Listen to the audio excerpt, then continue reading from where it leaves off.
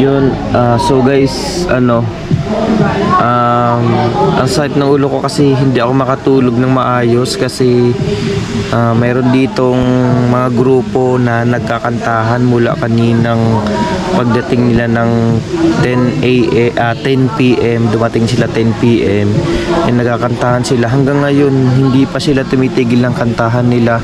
So hindi ko ma-enjoy yung pagka-camping ko kasi nga ang ingay, hindi ko ma-enjoy yung peaceful na gusto ko dito sa pagka-camp dahil ang ingay. Ang oras ngayon mga paps is, ayun kung makikita nyo, 4:44 ng umaga.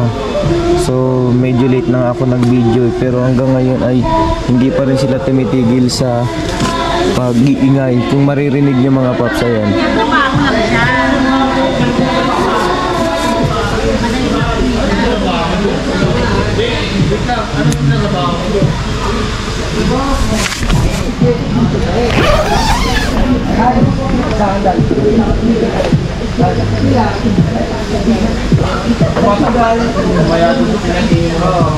So, ayan.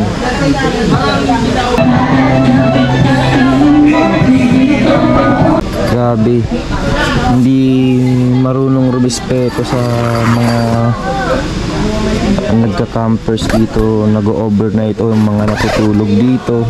Ang lalakas nila magpatugtog, grabe. So yun lang guys, nagsisigawan pa sila oh. Nandito ako ngayon sa loob ng tent at ang oras ko ngayon ay ayan, 4:45 ng umaga. Actually kanina pa sila talaga eh. Ngayon lang ako bumangon ng dahil sobrang ingay na. Grabe, dito yan sa dito yan sa Bato Spring.